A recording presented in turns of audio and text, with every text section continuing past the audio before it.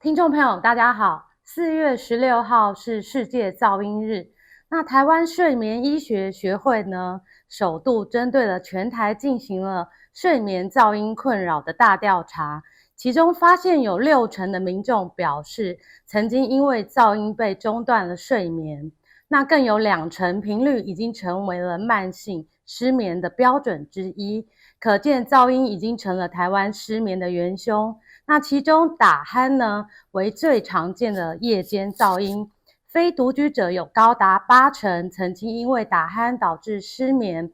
更重要的是，打鼾不只是噪音而已，更是一些疾病的警讯。那今天特别来跟台湾睡眠医学学会的周坤达理事长聊一聊。理事长您好。主持人好，以及各位听众朋友大家好。是理事长，请问这一次的这个大调查呢，发现噪音对睡眠的影响有哪一些呢？这个调查呢，其实在今年的3月份进行的。是。那过去我们总认为噪音是在白天，那其实在晚上的影响呢也非常的巨大，甚至是影响睡眠，那更有后续的涟漪的一个效应。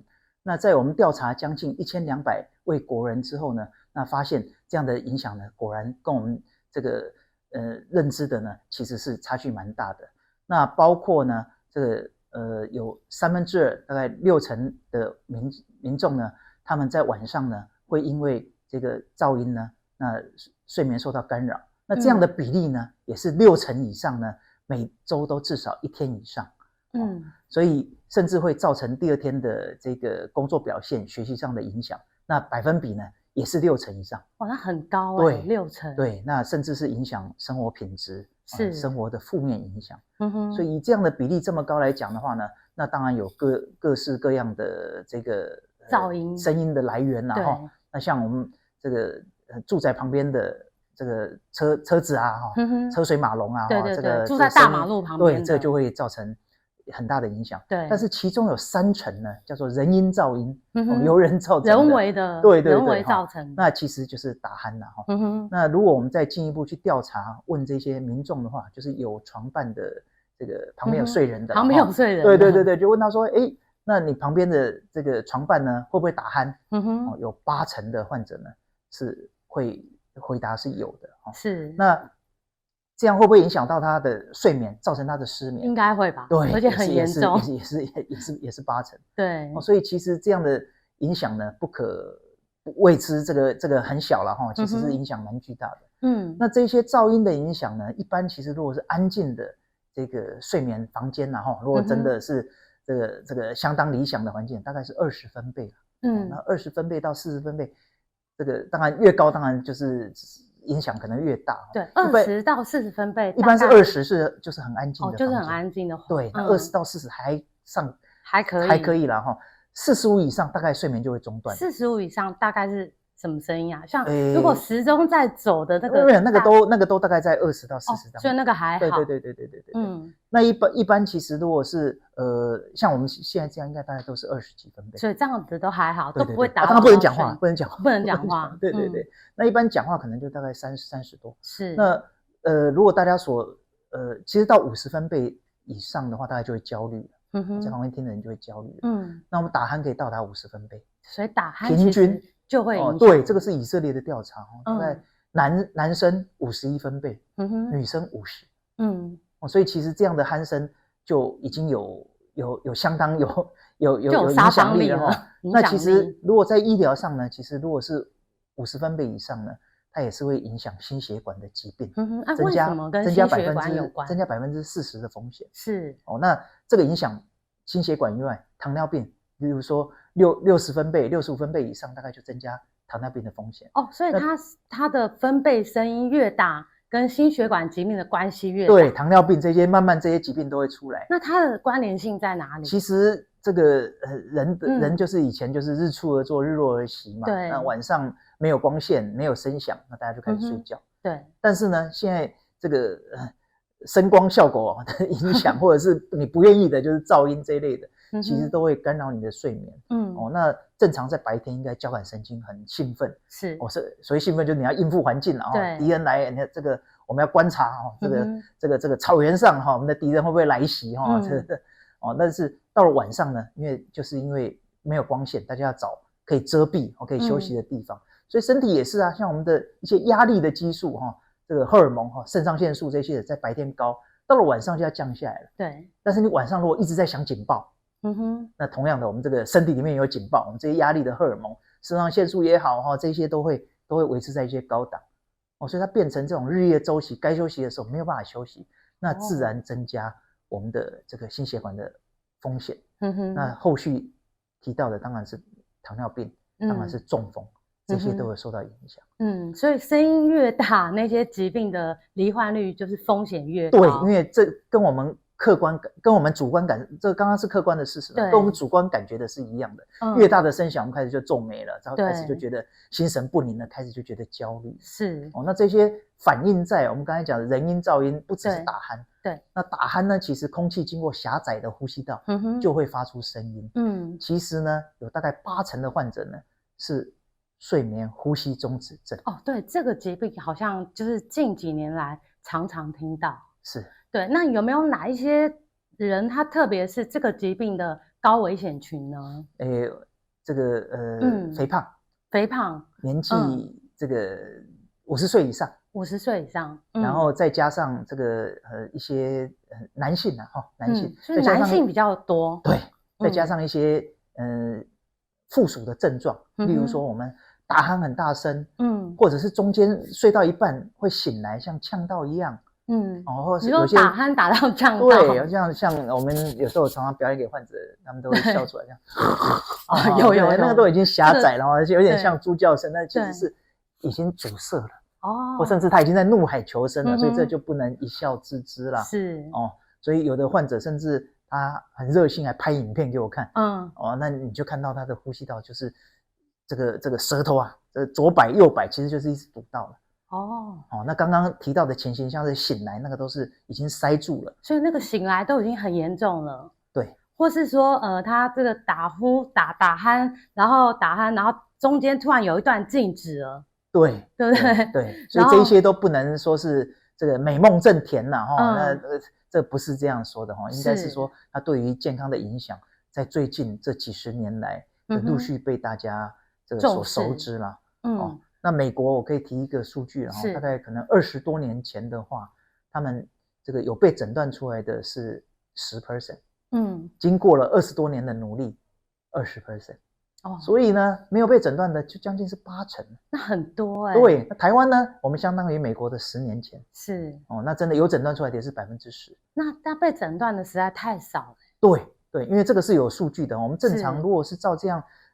各国的比例啦大概成年人口的12%是有这样的患者的。所以这个2019年权威杂志的调查这个全世界有将近10亿的患者，好多那其中4.5亿是中重度以上的。那所以您就可以知道这个比例是蛮高的那中重度以上的患者其实是需要这个积极的治疗的。对啊，因为你又第一首选就是要带这个连续正压呼吸器。对，我就要问到说治疗，它需要吃药吗？吃药会，其他的吃药大致上来讲会恶化，但是其实这个是一个新兴的，要是有一个药一吃，其实方便，那也解决所有事情。对啊，但是偏偏没有那么好的事情。那我们回想一下我们刚刚提到的，如果这样的鼾声或者是呼吸中断是因为我们的呼吸道阻塞，那为什么会阻塞呢？对啊，对，就是最大的就是那一个舌头。那舌头我们大家如果这个轻松一点我们去切猪舌头，我们就说哇那好大一块。对，人也是人其实也是那我们吐出来是一片，在后面其实藏在我们的这个都也是一大块。那它呢，我们所谓的肌肉它一定会固定在某个地方然后收缩嘛。是那其实它固定的地方呢就叫做舌骨。舌骨就在我们喉结的附近的一块骨头。那所以我们如果正仰躺的话呢，你就知道它这么一大块的肉吊在天花板上。那睡觉的时候呢，一松弛呢，就往下倒，就挡住了。对，所以就是造成呼吸道的压迫，甚至是阻塞。那最主要就是因为它的塌陷造成的。那为什么有些人会挡住，有些人不会？有些人挡住的大小是挡住的大小。对，或挡住的程度。所以这个我们一般来吃药呢，会希望增加肌肉的张力。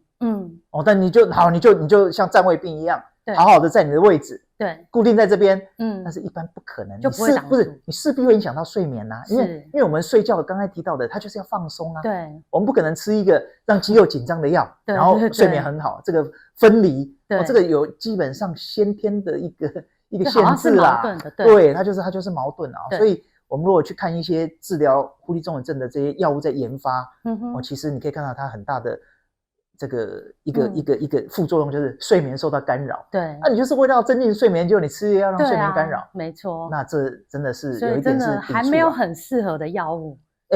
其实有一些它的宣称没有那么好的疗效了。举例上来讲，像有法国的团队，他去研发2个药，然后这个作用在自主神经系统的交感神经系统的那去尽量增加这肌肉的张力，是。那结果一开始报告说，哇，它会减少3/4这些呼吸中止的发生，听起来好像不错，7成多。对。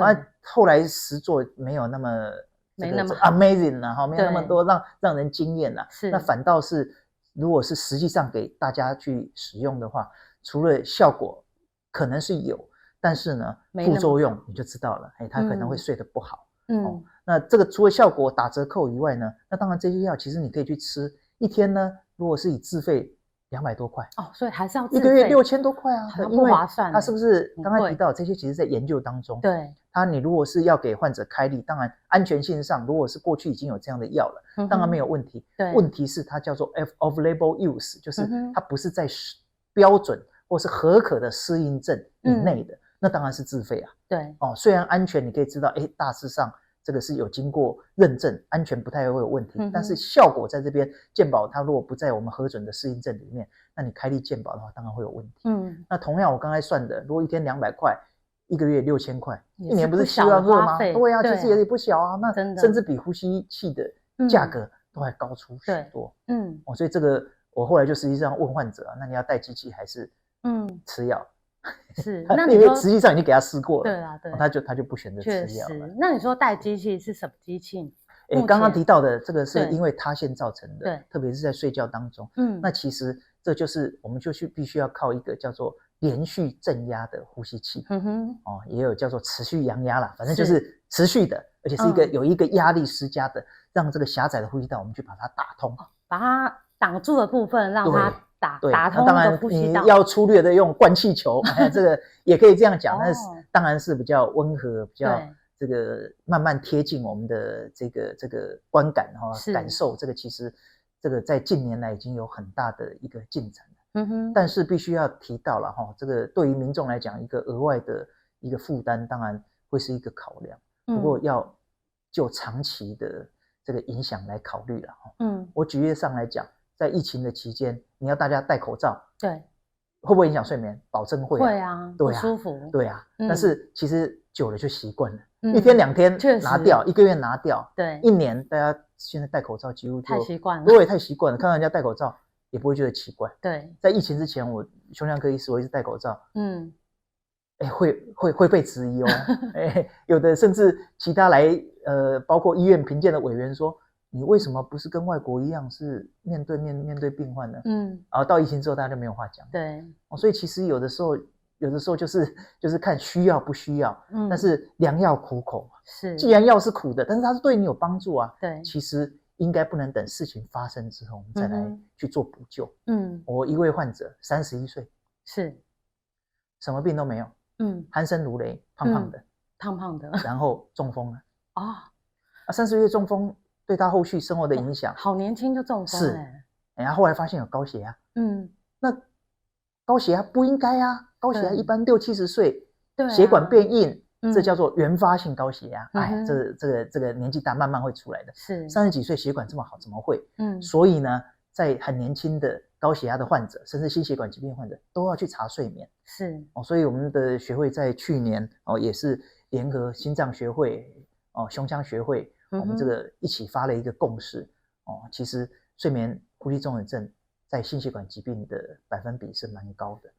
甚至你高血压年轻的族群有时候是50%以上，1半以上。所以有这样的患者，你不能只治血压。对，然后去检查他有没有。刚刚提到的，你这高血压可能是警报器啊。对，可能是你晚上缺氧了，呼吸中止了，他一直告诉你说你要注意，结果我们现在吃药，把它警报器关掉，是，但是缺氧持续，所以这有一点是本末倒置啊。没错，应该是反而需要治疗这个缺氧的情形。那这个刚刚提到还是要强调的，其实在国外也是，不是我们这边讲8、9成都是靠连续正压呼吸器，所谓的 CPAP 的部分，那就是很简单当然没有到粗暴了很简单，但是它就是一个压力把它这个塌陷下来的围楼，我用一个鹰架把它托起来，用空气的力量把它托起来，那就睡觉的时候戴就好了嘛。对，那其实也不要想说这个都完全都是负面的是有时候是2级。为什么2级？其实有时候很好的也有。我有患者，我常常他在我们睡眠中心第一次确定严重度，第2次其实我们会帮他按照标准，会帮他量测这个压力。这个我们机器打气给一个压力，但是压力要高要低每一个人都不一样。对你结构不一样，这是量身定做的。对。那在睡眠中心我们叫做压力低定或压力测定是这样就像我们戴眼镜一样。我常常跟患者讲，为什么要这么，他们常常反映为什么这么麻烦？对，为什么第一晚其实就是第一晚是我们这个标准的睡眠检查，是监测他的疾病严重度，整个晚上，那涵盖了快速动眼期、非快速动眼期这一些，然后记录他呼吸中止发生的情形。呼吸中止发生不是我们看到或听到停就叫做停了，不是，我们可能要测气流。那气流有鼻孔会出来有气流，有人嘴巴呼吸，所以它的这个设备呢也是同时可以监测两者。那当然还要看到这个气流的情形以外呢，还要看血氧、血中氧气，还要看脑波，还要看肌肉的张力，还要这个看一下心电图，还要看胸腹的运动。哇，很多的所以为什么一个睡眠检查需要投注这么多的金钱跟人力？是在美国做一晚这样的检查大概是8000到12000了，不便宜美金啊。哇，这么贵？是啊，台湾是4000多块的健保点数，再还要乘以一点多少钱？对，所以大概是4000块。所以反而是在台湾的民众很幸福，但是它的形态不一样。他会倾向大家都去检查，对，但是不治疗。在美国医疗，在美国他保险公司不让你检查，你去戴机器好了。但是其实不是这样，他们机器虽然被压到了很低的价格，但是它会摊在后面你就诊的这个花费里面。那台湾我不能只挑便宜的，哇，机器最便宜。对，其实包括为什么在台湾的这个呼吸器会认为比美国贵，因为美国压到最低啊。我们跟东南亚比大概类似的价格。那后续其实有一半以上呢，其实是去追踪或者是帮患者在前1个月、前几个礼拜，他有状况的时候，要赶快跟他可以提供一个协助甚至是协助他带得好。那联系他有问题的时候该怎么去处理？还有后续回诊的时候，要列出这些使用的记录，我们来看有什么样的问题，用的好不好。其实不是美国便宜，而是这些价格被摊在后面它的就诊的这个价格里面，所以不能只看机器。这个是必须大家要了解，一直强调的啦。对，那戴这个有没有哪一些人他不适合戴呢？刚刚提到的，其实基本上大部分都是好处啦。对，所以现在可以经过很多研究把它综合在一起的话，它可以减少鼾声，对，减少白天嗜睡，减少血压，增进生活品质，这些都是确定的。对，那哪些人不是适合戴呢？我常常讲3个啦，这个不舒服，戴了不舒服，不愿意，第2个是不便宜，3不。便宜我刚才讲的。这么贵一定有它的价值，对不对？那不舒服会习惯嘛？对。那刚刚其实有讲，然后不愿意，再有一个不愿意，不愿意那没有办法，你只能慢慢靠教育了那我刚刚提到的，其实我延续前面的话题，我有问他们第2次来，就实际上给他们戴了。那我们在同样的条件之下去监测，哇，你一看几乎呼吸中止，在我们设定的压力之下，完全几乎是没有了，都好了。对，所以这个可以立刻就知道我们压力要调在什么样一个合适的范围，不然压力太小，做白工；压力太大，像灌气球，大家就知道不合适，甚至会有并发症。那我常常用那这样讲半天，有时候民众很难了解，就试试看。我讲眼科啦，第1次跟你讲，我们来做诊断，你有近视眼。第2次呢，我们难道是到随便拿个眼镜戴上去，然后再来调吗？不是，反而是先验光，对，然后。这个眼科医师可能给患者一个处方签，他是去配眼镜。所以类似这样的概念，第1晚我们睡眠检查是严重度去把它很精确的测定出来。第二晚呢，我们是让他可以测量多大的压力对他患者是最合适的。那大致上只要你带得好，这个几乎会得到好处。但是呢，有些呢在前期呢就会遭遇到困难。我们这么多的精神，其实花不只是销售他机器，或是劝他，这才不是，是要病人获得真正健康上的改善、改进。所以反而是要专注在前面带的这一部分。那过去有一个调查，2013年这个我们告诉患者嘛，我已经帮你测量压力了，你要去跟厂商联络，要转介，那要去试戴机器。试戴的比例有多少？40%。那也不少啊，很少那60%人不理你。是哦，应该这么说，那40%的人他去试戴而已去尝试一下，不是那他所以有60%根本因为40%去试戴也不一定40%都会对，他会不会 keep 那很难说。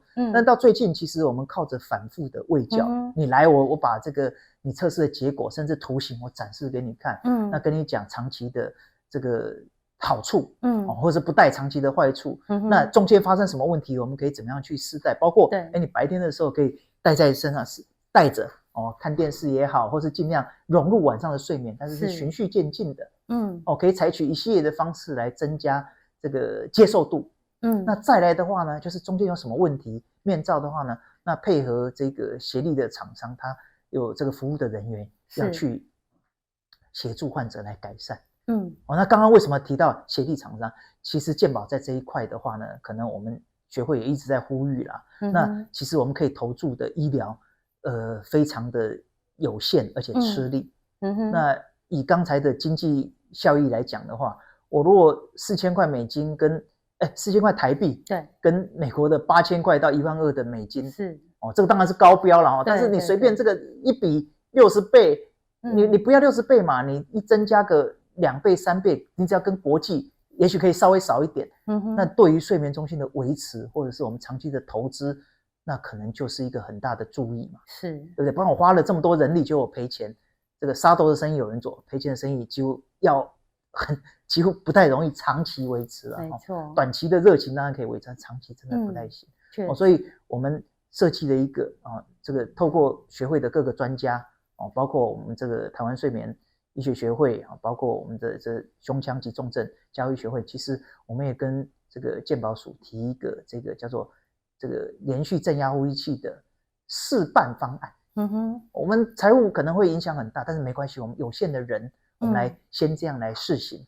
那尽量一开始如果确定需要戴，那我们可以在这个健保的协助之下，我们让他试戴，让他密切的追踪，那有问题回报。那这个甚至把它追踪前1年。那这样的话呢，会比较贴近国外的一个思维。我不是让你机器给你就算了，对，而是强调追踪的部分，病患反应的部分，解决他的 troubleshooting 的部分。然后定期，也许到后来，也许规律的1个月，甚至慢慢变2个月，慢慢时间拉长，然后到1年算结案。那这样子的话呢，在个数你有限制，我们就这个 budget 就不会爆出来。那对于健保的财务也不会有太大的排挤。我们希望这样的方案呢，可以这个至少踏出第一步了。那再讲一步，其实我们国家的睡眠，台湾的睡眠，其实在亚洲算是很前面的了这个前3绝对可以排得上了起步的早然后这个包括我们的专科医师的认证制度，包括我们的技师的认证制度，失眠及这个认知行为治疗的专业人员，这些其实我们都有给他进行认证甄试这一些的，还包括教育训练等等的。其实在亚洲绝对是名列前茅。甚至在数年之前，我们还请国际的亚洲的各国的学者来一起开会说这个我们怎么样来增进，因为我们希望刚刚提到这个方案，其实在7、8年前就已经开始在着手了，所以已经做很久了，想很久了，但是还一直会获得首肯。那当时可能是2017、2018，那时候与会的专家也提供了一些意见我就直接讲了韩国啦。那时候他们也没有听一听，后来他们反而在2018健保过了。我们还在我们那时候这么早开会，领头结果你反而远远落后。是，我想如果蛮可惜。对，如果我们一直要跟韩国竞争，同样的我们的生活品质、收入，其实这个可以作为一个借鉴啊。那他们也的确提供了这个2018之后，他们这个施行的效果，病人的遵从率、病人的佩戴率都持续上升，都比较好。对，所以这个大概是毋庸置疑啦。所以现在的问题就是说，可能就需要得到我们的这个健保署的这个大力支持，来做一个起步。是。那如果我们刚刚是提到，就主流现在就是戴呼吸器嘛，应该说是标准的治疗，在美国85%，85%。那如果有些人他还是戴了又不习惯，还有其他的方式可以解决吗？这一部分需要靠教育啦，或需要反复跟患者强调啦。那我们常常碰到一个问题，就是患者会来跟你问，我有没有其他的疗法？对啊，像是一定会有人像是减重。减重，对，因为说肥胖的人，对，但我们当然一定是建议你减重啊，对，但是大家可想而知啊，成功率多少啊？所以他的目的不是问你其他的方法，而是就是我归类我刚才讲的不愿意。对，你真的可以减，我真的有患者哦，有4个减到就是减下来，然后几乎那个呼吸中的指数从重度几乎到正常，几乎了4个人，1个人减40公斤，其他3个减30。所以您要先想想看，说，我们这个患者他能不能达到这样的持之以恒，不能复胖哦，不能复胖哦，复胖就不要讲了，复胖就不要讲了哦，真的持续可以做到的不容易了。那还有刚刚提到年纪的效益啊，年纪，我们刚刚提到这个舌头会松弛啊，对，年纪越大越松弛，对，很少人皱纹呐，对，这个越年纪越大越少人，没有嘛，因为你违反自然嘛，这个地心引力，对不对？同样的，我刚刚提到睡眠它。像这一块舌头的肌肉像吊灯一样吊在天花板，那难道会越来越紧实吗？不太可能。所以我们提到的其他的治疗，包括你手术，可以解燃眉之急啦，可能维持个一段时间，好一点是几年，还会在对，但是因为我们没有办法去切舌头，大概很难呐，也有它的风险，所以我们一般大概是修旁边的组织。所以刚刚提到，如果呼吸器真的戴不下去，其实还是要去跟他戴。那真的不行呢？其实是手术不是2个字而已它可能是例如说，可能有些患者会鼻塞，他去开鼻中隔的手术，他去开鼻子的手术，让他可以戴好一点点。这是一个那当然还有像是我们刚才讲的这个上下颚前移手术，是这个一听名字这么长，大概就知道不会是主流了在国外其实还蛮推的因为有些人例如说他可能这个面部结构比较凹陷可能配合整形，那还有像我们东方人我们西方人是脸很立体，前后径很长，对，那空气的通道就很非常有余裕啊。是我们东方人就是扁平，比较短，所以即便呢我们肥胖度没有欧美这么严重，但是严重度呢是差不多的如果校正下来的话，甚至还比欧美还严重。这个是有报告先天的构造。对，那再加上我们台湾是亚洲第一胖。这应该有新闻嘛这个2018或者2019这个国健署的调查，60%以上的人都过重，将近60%我大概是记得是这个比例啦。那这样的比例大于一半绝对是高的那跟比较瘦的日本人来比，那真的都是很鲜明的对比。所以刚刚提到的治疗其实有很多种那再讲回上下颚前移手术，他要把上颌骨跟下颚骨要打断往前拉那感觉还要配合牙齿的，还要配合牙齿的这个。那大家听到大家不想做对啊，一听然后还后面这个要自费40万，然后你骨头还长回去，所以要时间。对，那当然我们可以跟美国比嘛，美国要自费100万嘛，那我们是不是便宜很多？但是没有人可能会为了这个去做，会感谢我们已经省了60%了对，所以其实当然讲是有啦，不过还是比较局限在有一些颅颜结构需要整形这些患者人才有可能接受。对，是。那理事长最后就是请你呼吁大家，就是如果你身边的人或是自己有打鼾的问题，该怎么做？其实现在的话呢，其实台湾睡眠医学学会呢，其实在20多年来已经培养了认证的这个上百位的这个睡眠专科医师啦。那经由我们反复的宣导，在国内各大的这个中心也成立了很多这个睡眠中心。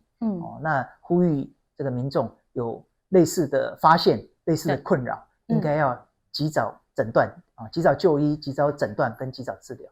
是，好，那今天非常谢谢理事长跟我们讨论这么多关于睡眠打鼾的问题，还有这个睡眠呼吸中止症，有发现有这个问题就要赶快去治疗。